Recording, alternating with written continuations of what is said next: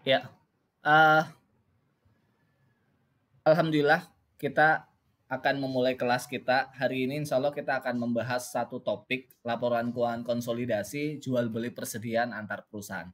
Kalau di, pekan yang sebelumnya, saudara sudah mempelajari tentang laporan konsolidasi jual beli aktiva tetap antara perusahaan induk dan perusahaan anak.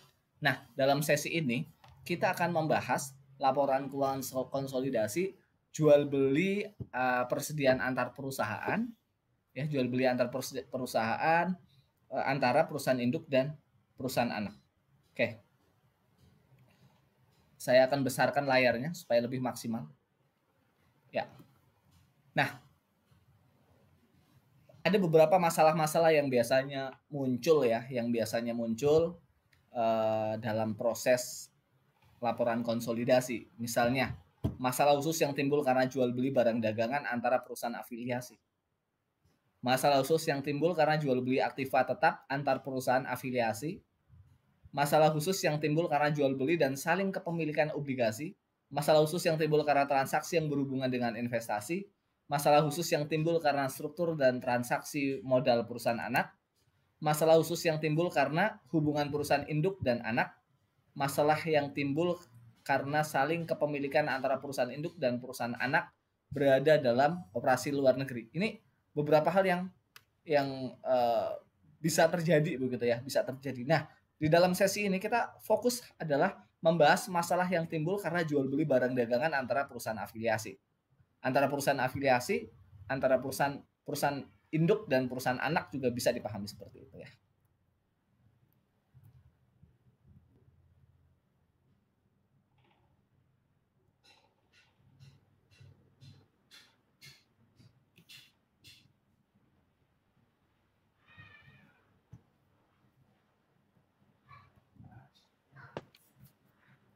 Nge-freeze ya Pak?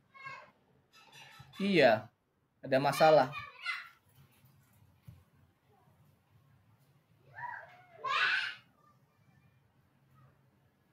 Ini syaratnya memang tidak boleh mengutak-atik kalau sudah terlanjur dibesarkan layarnya. Kapan dibesarkan? Ada ngotak-atik yang lain dia langsung macet. Oke, ini masalah khusus ya. Saya ulangi bahwa dalam sesi ini kita akan membahas khusus antara jual beli barang dagangan antara perusahaan afiliasi. Ya, jual beli antara perusahaan induk dan perusahaan anak sesungguhnya bukan jual beli. Ya, jual beli antara perusahaan induk dan perusahaan anak hanyalah pemindahan barang dagangan dari satu bagian ke bagian lain. Sehingga jual beli dan utang piutang biasanya harus dieliminasi. Kalau tidak dieliminasi, nanti ada nilainya terlalu besar sehingga perlu dieliminasi. Apabila semua barang yang diperjualbelikan antar perusahaan afiliasi sudah dijual kepada perusahaan lain, maka laba atau ruginya baru boleh direalisasi.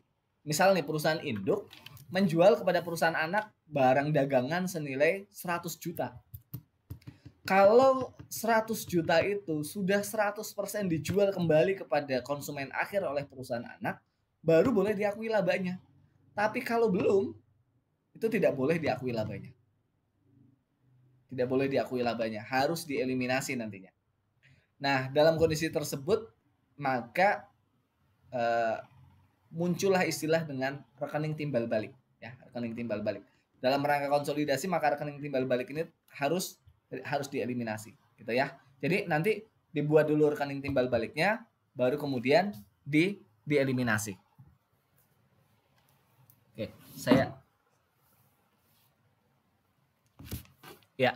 kita lanjutkan. Nah, ini contohnya.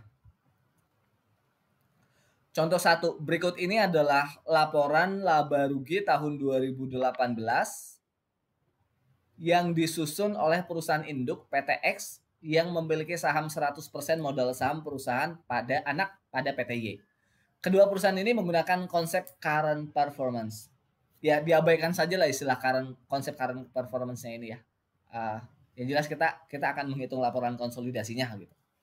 Nah, ini laporan keuangan antara perusahaan induk dan perusahaan anak. Perusahaan induknya kita namakan PT X, perusahaan anaknya kita namakan PT Y. Nah, di sini di kolom yang terakhir, kolom keempat, ini totalnya ya. Di sini ada data penjualan, ada HPP, ada persediaan awal, ada pembelian, ada barang tersedia dijual. Total akhirnya laba bersihnya ada 7 juta. Ya. Ada 7 juta. Nah, selanjutnya, jika dalam periode tersebut tidak ada jual beli barang antar perusahaan induk dan anak, maka angka-angka yang disajikan dalam neraca konsolidasi akan sama persis dengan yang tadi. Ya. Akan sama persis dengan ini, tidak ada perubahan. Sekiranya antara perusahaan induk dan perusahaan anak tidak terjadi jual beli barang dagangan. Ya. Sekali lagi, sekiranya antara perusahaan induk dan perusahaan anak tidak terjadi jual beli persediaan barang dagangan, maka laporan konsolidasinya sama persis, tidak ada perubahan. Laba bersih konsolidasi 7 juta.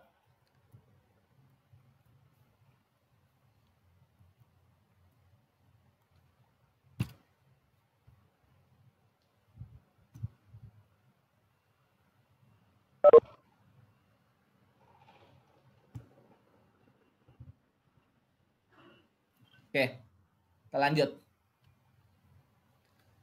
Ini contoh ya, contoh laporan konsolidasi antara PT X dan PT Y tadi, karena tidak ada jual beli barang di sana. Tidak ada jual beli barang persediaan maksudnya ya. Nah, selanjutnya contoh 2. Nah, ini kasusnya sudah berbeda. Pada contoh di atas ada tambahan transaksi. Transaksi apa? Pertama, dalam periode tersebut terjadi jual beli barang dagangan antara perusahaan induk dan perusahaan anak sebesar 10 juta rupiah. Harga pokoknya, HPP-nya 8 juta rupiah. Maka pada akhir periode semua barang tersebut sudah dijual kepada pihak ketiga. Habis ini barangnya ya. Laku semua barangnya. Maka dari data tersebut berarti pertama, catatannya ya, penjualan menjadi terlalu besar. Penjualannya menjadi terlalu besar 10 juta. Karena dalam laporan laba rugi total tersebut dimasukkan penjualan kepada perusahaan afiliasi sebesar 10 juta. Akibatnya akan terjadi kelebihan pencatatan 10 juta. Kemudian pembelian juga menjadi terlalu besar 10 juta karena dalam pembelian tersebut sudah dimasukkan pembelian dari perusahaan afiliasi. Kenapa bisa seperti itu? Karena tadi di awal sudah disampaikan bahwa kalau ada proses jual beli antara perusahaan induk dan perusahaan anak, sesungguhnya itu bukan jual beli, hanya memindahkan barang dari satu unit ke unit yang lain. Karena memindahkan barang dari satu unit ke unit yang lain tidak boleh diakui sebagai pembelian, sehingga harus dibuat jurnal, apa tadi istilahnya, jurnal timbal balik ya, yang kemudian nanti akan dieliminasi. Tetapi secara laba tidak terpengaruh karena penjualan dan pembelian dieliminasi dengan jumlah yang sama, ya. Nanti kan akan kita eliminasi dengan jumlah yang sama sehingga secara penjualan tidak berpengaruh. Nah, makanya kedua rekening ini harus ditimbal balik. Bagaimana cara membuat timbal baliknya? Dibalik. Penjualan di sisi debit 10 juta, pembelian di sisi kredit 10 juta. Kan tadi nilai penjualannya terlalu besar. Kalau dalam pencatatan, penjualan ini ada di sisi debit atau di sisi kredit? Penjualan ini kalau dalam pencatatan kan ada di sisi kredit. Pembelian ada di sisi debit. Karena ini terlalu besar penjualannya 10 juta, tinggal dibalik. Buatlah debitkan dia. Pembeliannya juga didebitkan. Ini namanya jurnal timbal balik. Nah, kalau sudah seperti ini, maka tinggal dimasukkan di sinilah angkanya. Ya. Lihat ini. Penjualan. Fokus ke angka penjualan. Ini kan tadi ada jurnal timbal baliknya debit 10 juta. Dia berpengaruh di sini. Pembeliannya juga 10 juta, berpengaruh di sini. Meskipun nanti laba akhirnya sebenarnya sama. Ya. Tapi kan meskipun laba akhirnya sama, kalau tidak dibuat seperti ini kesannya penjualannya banyak, kinerjanya bagus gitu ya. Ya, begitu. Padahal kan sebenarnya dia bukan menjual, karena dia menjual hanya kepada perusahaan anak. Ya, kalau hanya menjual kepada perusahaan anak, sama saja kayak bukan penjualan. Oke, sampai di sini. Ada yang mau ditanyakan dulu? Ya, kalau ada yang mau bertanya, silakan, tidak perlu nunggu saya memberi kesempatan ya, langsung raise hand saja atau langsung diaktifkan mikrofonnya, kemudian selak ketika saya berbicara, ya, kemudian selak ketika saya berbicara. Oke, lanjut. Wah, ini siapa ya yang meminta gitu? Kalau ada yang minta, saya klik ininya, layarnya langsung jadi mati. Ada beberapa kali yang minta ini. Ya. Oke, kita lanjut. Nah, ini laporan konsolidasinya. Sama ya, laba bersih usahanya. Mohon jangan ada yang mengklik-klik apapun ya. Karena kalau ada yang mengklik meminta apa begitu, saya harus diterima ataupun saya tolak, ininya langsung jadi macet. Ya, lanjut ya.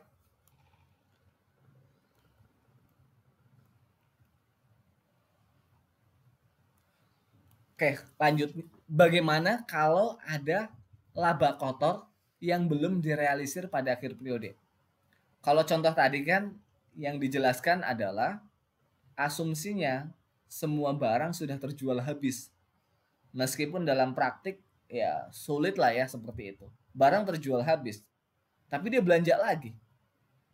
Barang terjual habis, tapi dia ngambil lagi, di stok lagi. Jadi pasti ada saja yang belum habis.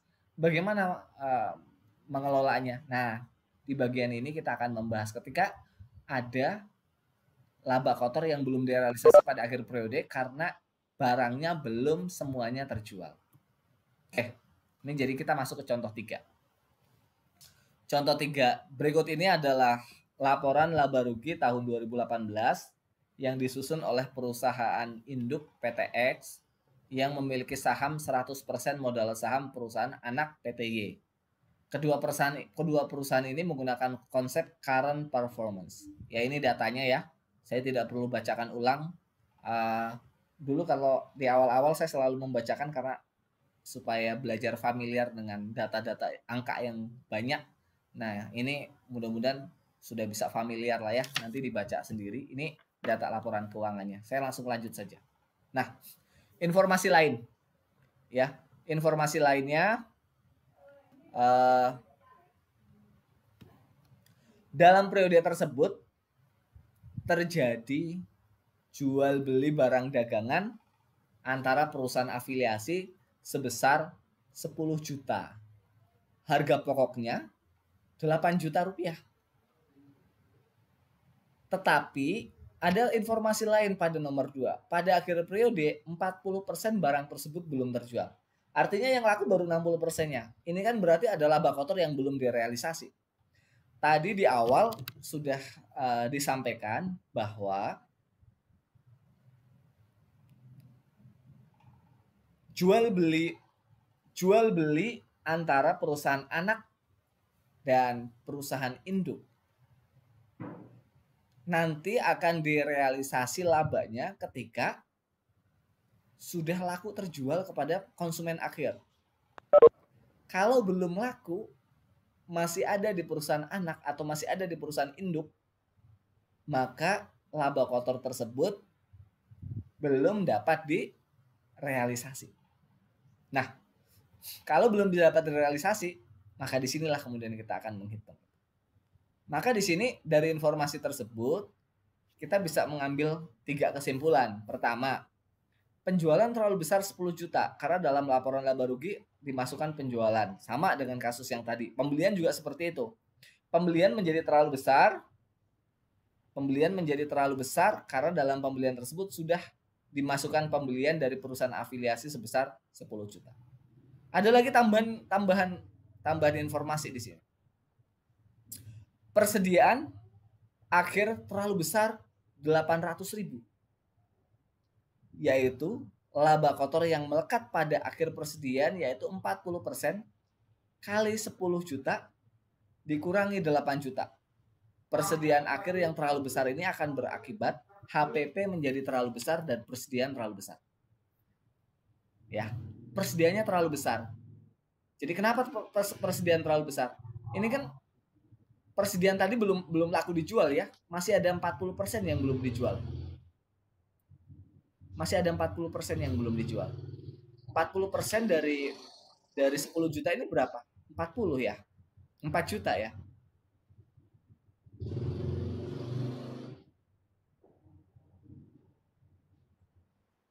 Ya. Ini hitungannya seperti itu. Jadi kemudian persediaan akhir ini menjadi terlalu besar. HPP-nya juga menjadi terlalu besar. Wah, macet lagi nih.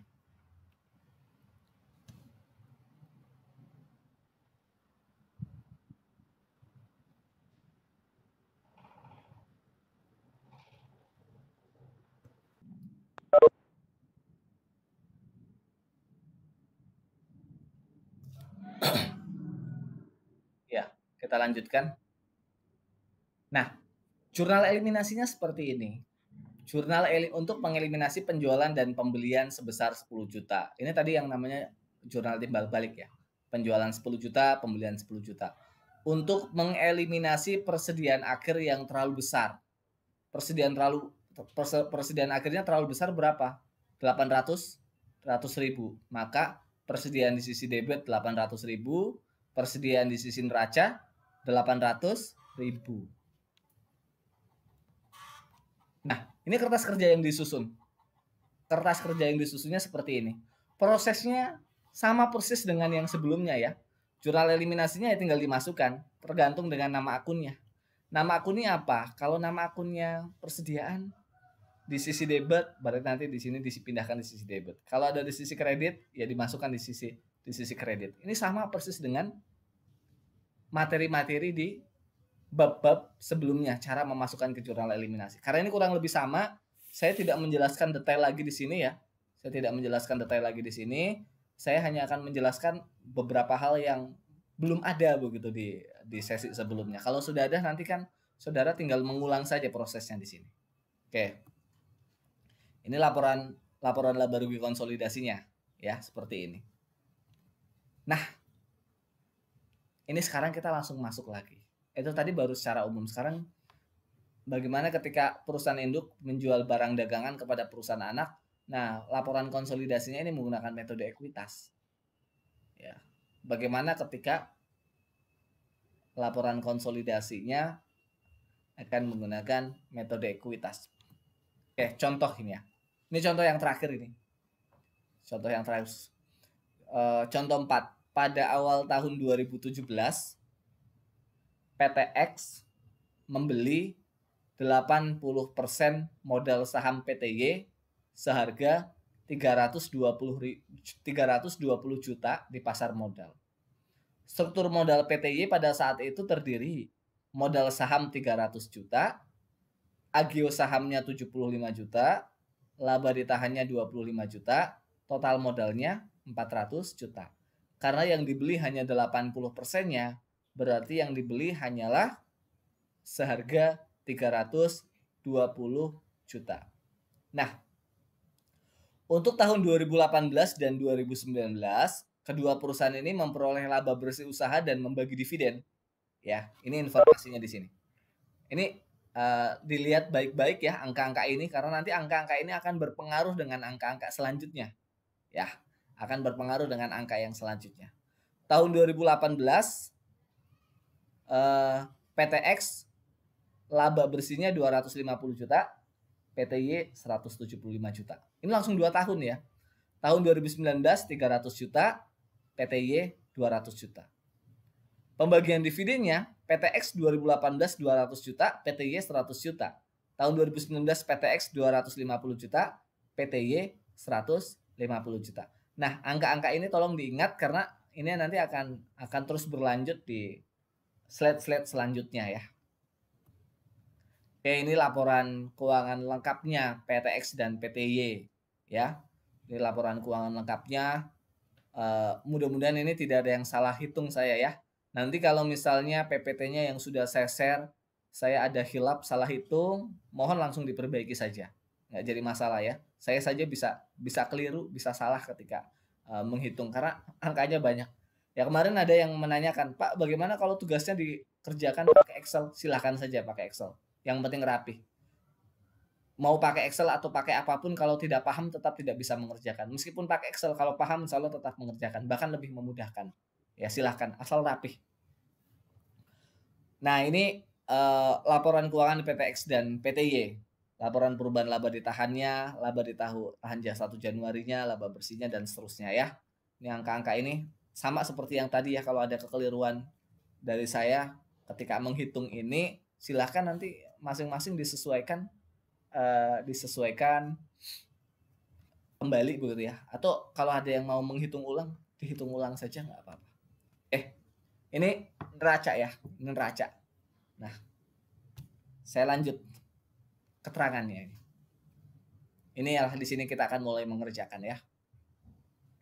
Selama tahun 2018, PTX menjual barang dagangan seharga 100 juta kepada PTY dengan memperoleh laba kotor sebesar 20% dari harga jual. Ya, saya ulang ya. Selama tahun 2018, kan tadi dibelinya di awal 2018. Awal 2018, awal 2017 ya? Saya kok lupa. Dibelinya tadi awal tahun 2017. Ya. Nah, selama tahun 2018 ini informasinya, PTX menjual barang dagangan seharga 100 juta kepada PTY dengan memperoleh laba kotor sebesar 20% dari harga jual. Kemudian, selama tahun 2019, PTX menjual barang dagangan seharga 125 juta kepada PTY dengan memperoleh laba kotor sebesar 20% dari harga jual. Pada akhir tahun 2018, PTY masih mempunyai barang dagangan yang semula berasal dari PTX sebesar 15 juta. Pada akhir tahun 2019, ini poin 4, PTY masih mempunyai barang dagangan yang semula berasal dari PTX sebesar 20 juta. Yang kelima, laba dari perusahaan anak. Nah, laba dari perusahaan anaknya berapa? Nah, ini dia. Tahun 2018, presentasi kepemilikan saham pada PTY ini 80%. Ya, 80%. Laba perusahaan anaknya 175, kemudian hak PTX. Hak PTX-nya tadi berapa? 80% kan? 175 dikali 80% kan 140 juta. Ya. Kemudian realisasi laba kotor yang melekat pada persediaan awal ini masih kosong di 2018, sedangkan di 2019 ini ada 3 juta. Karena di sini kan tadi tidak ada informasi. Ini ada 3 juta. Dari mana angka 3 juta ini? Dari sini. Lihat ini. Pada akhir tahun 2018, PTY masih mempunyai barang dagangan yang semula berasal dari PTX sebesar 15 juta. 15 juta, 20%-nya kan 3 juta. Nah, makanya di sini di 2019 ini muncullah di sini angka 3 juta.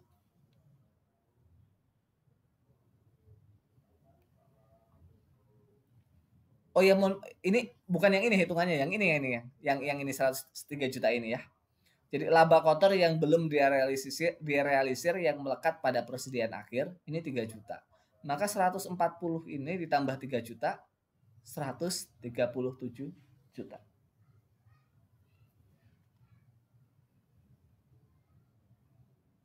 Nah, kalau ini angka 3 juta ini bukan sama dengan perhitungan yang tadi.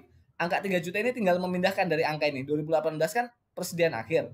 Di 2019 jadi persediaan awal. Sekiranya angka 3 juta yang di sini angkanya 10 juta misalnya ya, maka di sini tinggal dipindah aja jadi 10 juta. Kita ya. Saya agak lupa tadi, mohon maaf. Nah, kemudian kalau yang 2019 ini 4 juta. 4 juta dari mana? Ya ini. 20 juta. Kalau 80%-nya dari 20 juta kan 16 ya. 16 kalau tidak salah, coba dihitung ulang. 16. 20 dikurangi 16 kan 4. Makanya di sini angkanya 4. 163 ditambah 4, 159 juta. Ini laba dari perusahaan. Ya. Nanti silakan coba sekalian latihan sambil dihitung ulang ya. Kalau ternyata saya ada salah hitung, bisa dikoreksi. Nah, ini adalah saldo rekening investasi. Ini sebenarnya masih urutan dari atas ya. Ini kan 1, 2, 3, 4, 5. Nah, ini sebenarnya 5 ini sambungannya ya. 5, terus di sini 6. Saldo rekening investasi. Nah, harga perolehan awal kan 320 juta. Ya, 320 juta. Ini di sini nih ya. Saya ulangi ke atas sekali. Nah, harga perolehan kan 320 juta di sini nih.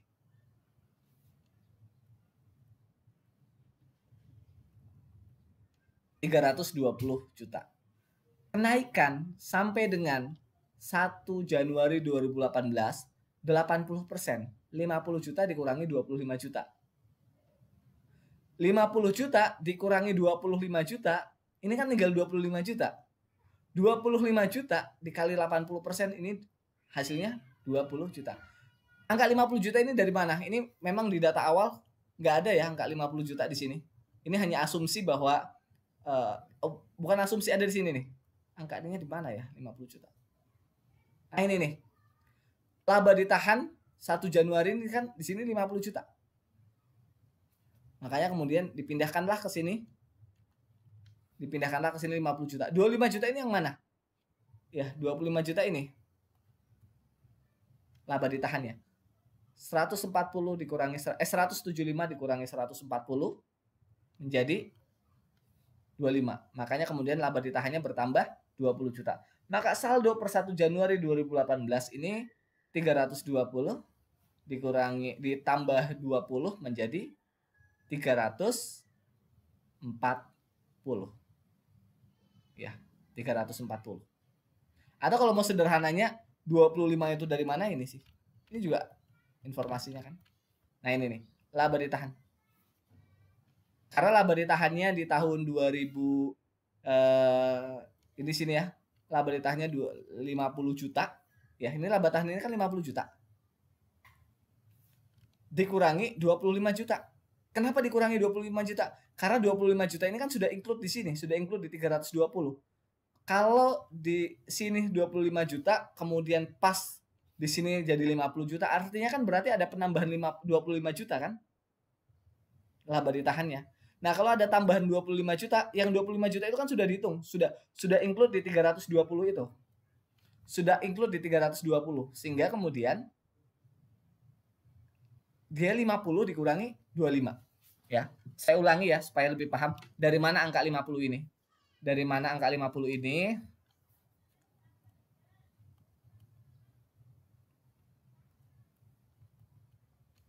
Di sini laba ditahan di tahun 2018 kan ada 50 juta.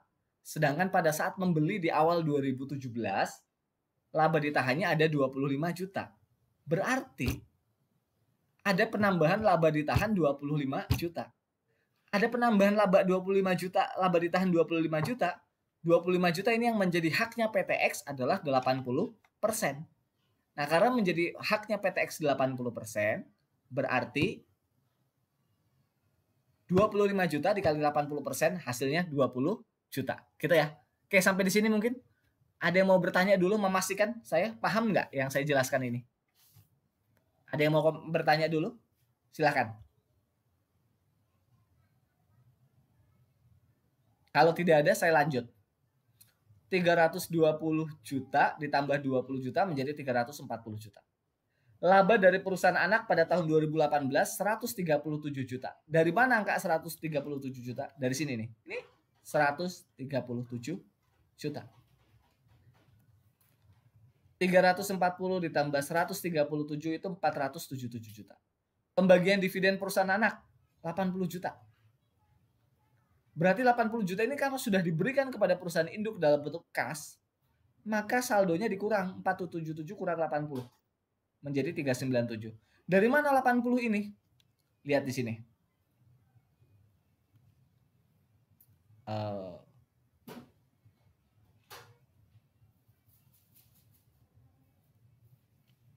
Lihat di sini.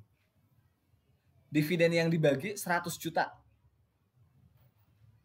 Sedangkan haknya PTX perusahaan induk 80%. 100 juta dikali 80%, 80 juta.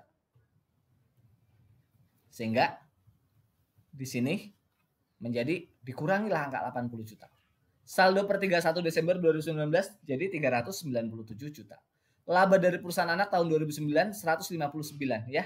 Di sini nih 159. Kemudian 397 tambah 159 menjadi 556. Pembagian dividen 120 juta. Dari mana 120 juta? Dari sini. Saya ulangi lagi biar lebih clear. Ya. Pada tahun 2019, dividen yang dibagi 150 juta. Yang menjadi hak PTX atau perusahaan induk kan 80%-nya. 80% kali 150 juta, 80 juta. 120 juta. Sehingga di sini menjadi 120 juta. Totalnya 556 dikurang 120 juta menjadi 436 juta. Gitu ya. Oke, silahkan kalau ada yang ingin komentar dulu atau bertanya sebelum saya lanjutkan.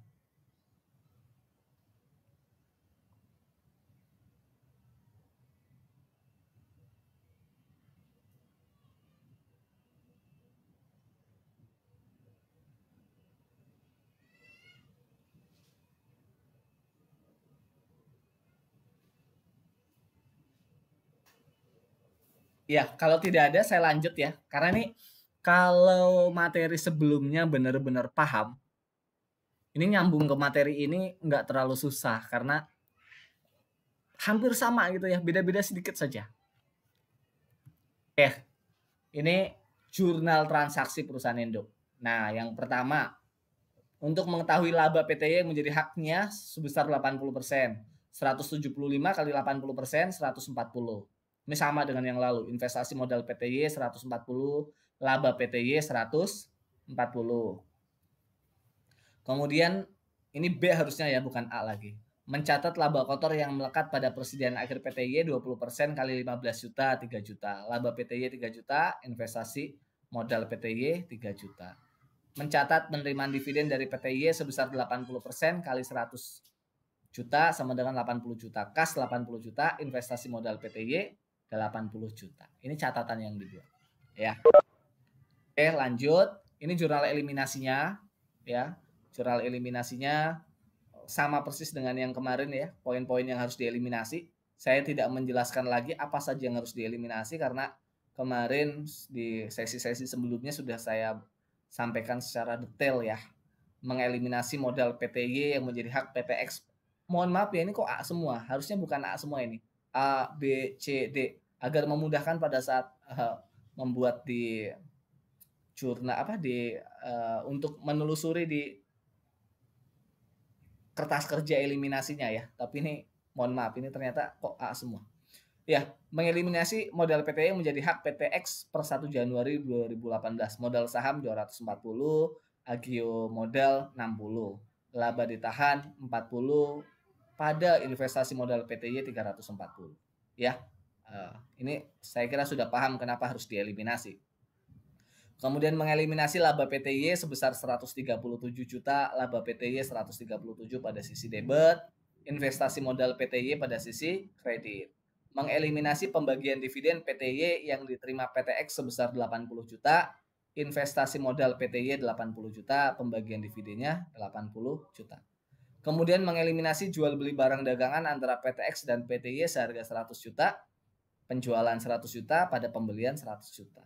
Mengeliminasi laba kotor yang melekat pada persediaan akhir sebesar 3 juta, yaitu 20% kali 15 juta. Persediaan akhir, laba rugi 3 juta, persediaan akhir 3 juta.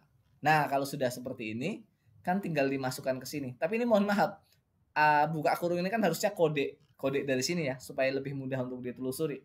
Tapi ternyata ini berubah jadi A semua. Jadi nanti silakan di PPT saudara, ini diurut saja A, B, C, D, E. Insya Allah di sininya sudah sesuai ya.